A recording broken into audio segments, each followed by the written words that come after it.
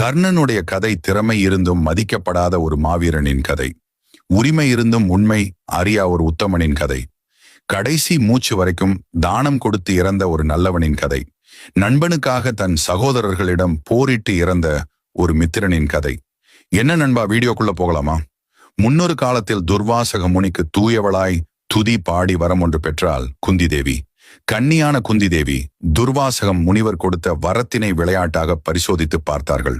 அதன் விளைவாக சூரிய தேவன் அவர் கண்முன்னால் தோன்றி தன்னுடைய அம்சமாக கவசம் குண்டலத்துடன் ஒரு ஆண் குழந்தையை குந்தி தேவியின் கைகளில் கொடுத்துவிட்டு ஆனந்தத்துடன் சென்றார்.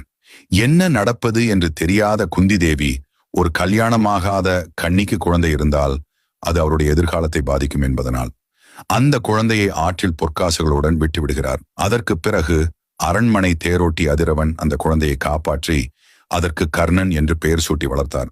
இந்த தருணத்திலிருந்து தான் கர்ணனுடைய வாழ்க்கை மாறுகிறது. அரசு மரியாதையும் கௌரவம் கிடைக்க வேண்டிய இடத்தில் ஒரு சூத்திர புத்திரனாக வாழ்கிறான். ஆனால் அவன் பிறவி குணமோ என்னவோ தெரியவில்லை. அவனுக்கு அனைத்து கலைகளையும் கற்றுக்கொள்ள வேண்டும் என்ற ஆசை. அதற்காக குரு துரோணாச்சாரியா இடம் சென்று கலைகளை கற்றுத்தர சொல்லி கேட்டார்.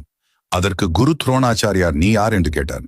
அதற்கு கர்ணன் என் பெயர், கர்ணன் உங்களிடம் சீடனாக சேர வந்தேன் என்று கூறினார். குரு துரோணா, மீண்டும் நீ யார் என்று கேட்டார் கர்ணன். மீண்டும் உங்களிடம் சீடனாக சேர. இல்லை, நீ பிறப்பால் யார் என்று கூறு என்று கேட்டார். அதற்கு கர்ணன், நான் அரண்மனை தேரோட்டியின் மகன்.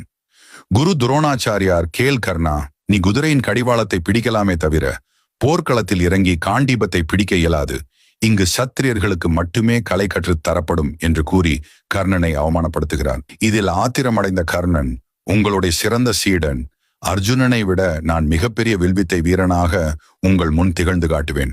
அந்த நாள் கூடிய விரைவில் வரும் என்று கூறிவிட்டு சென்றார். அங்கிருந்து நேரடியாக பகவான் பரசுராமரிடம் சென்று பிராமணன் என்று கூறி கலைகளை கற்றுக்கொள்ள ஆரம்பிக்கிறார். அதன் பிறகு காலங்கள் உருண்டோடின. பரசுராமர் கர்ணன் ரூபத்தில் இன்னொரு பரசுராமரையே உருவாக்கினார். கர்ணனுடன் மோதுவது இறைவனின் அவதாரமான பரசுராமருடன் மோதுவது சமம் என்ற அளவு கர்ணனை திறமையானவனாக உருவாக்கினார். அதே போல் ஒரு நாள் கர்ணனின் மடியில் படுத்து உறங்கிக் கொண்டிருந்தார். அந்த சமயத்தில்தான் ஒரு வண்டு கர்ணனின் தொடையை குடைய ஆரம்பித்தது. எந்திரித்தால் குருவின் உறக்கம் கலைந்துவிடும் என்று நினைத்த கர்ணன் வலியை பொறுத்து கொண்டிருந்தார். ஆனால் அவர் தொடையிலிருந்து வந்த இரத்தம் பரசுராமரின் முகத்தில் பட்டு எழுந்தார். ஒரு அந்தணனால் இவ்வளவு வலியை பொறுத்து கொள்ள இயலாது. உண்மையை சொல், நீ யார் என்று கேட்டார். கர்ணனும் உண்மையை கூறினான். ஆத்திரமடைந்த பரசுராமர், கேள் கர்ணா, உன் உயிருக்கு ஆபத்து வரும் நிலையில் நீ கற்ற திவ்ய வித்தையை மறப்பாய் என்று சாபமளித்தார்.